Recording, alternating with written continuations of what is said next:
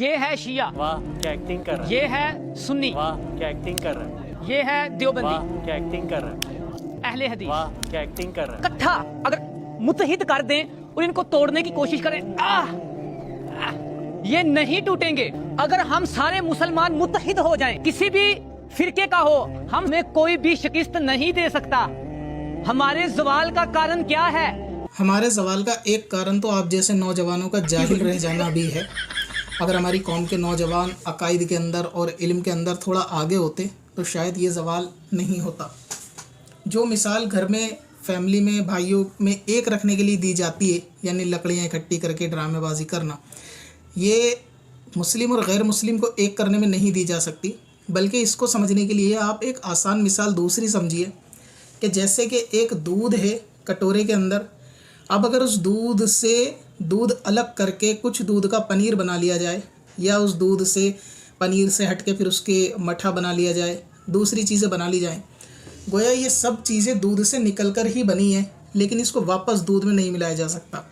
وجہ اس کی یہ ہے کہ جب تک اب یہ اپنی اصلی صورت میں رہیں گی، دہی دہی کی صورت میں، مٹھا مٹھے کی صورت میں، اس کو سب کو واپس ایک دودھ نہیں کیا جا سکتا۔ دودھ صرف اپنی اصلی صورت میں دودھ ہوتا ہے، جب دودھ سے ہٹ کے دہی بن گئی تو اس کا کوئی میل دودھ کے ساتھ نہیں ہوتا۔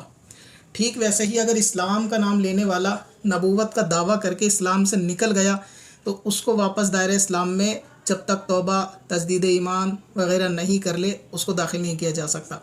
اسی طرح اس بھائی نے کتنی بچکانہ دلیل دی، ڈنڈیاں اٹھائی، توڑ دی کہ شیعہ سنی سب ایک ہو جائیں اور سب مسلمان ہیں۔ سوال یہ ہے کہ حضرت فاروق اعظم رضی اللہ تعالیٰ عنہ، حضرت ابو بکر صدیق اور دیگر اصحاب کو معاذ اللہ گالیاں بکنے والے،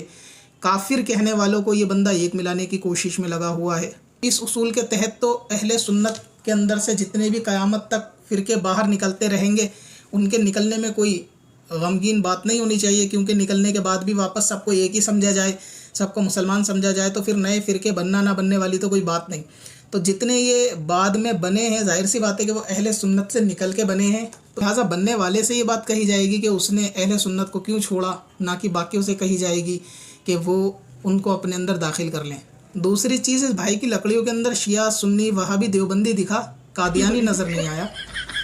قادیانیوں کو اس بھائی نے کیوں چھوڑ دیا کہ ان کو مسلمان نہیں سمجھتا یا ان کو ایک نہیں کرنا چاہتا، یہ بڑی عجیب بات ہے۔ اور کیسے چھوٹی چھوٹی لکڑیاں اٹھا کے بچوں کی طرح توڑ کے سب کو دکھا رہا ہے کہ یہ سنی ہے، یہ دیوبندی، اکیلے اکیلے ٹوٹ جائیں گے۔ بھائی یہ ہے سنی، لے توڑیے۔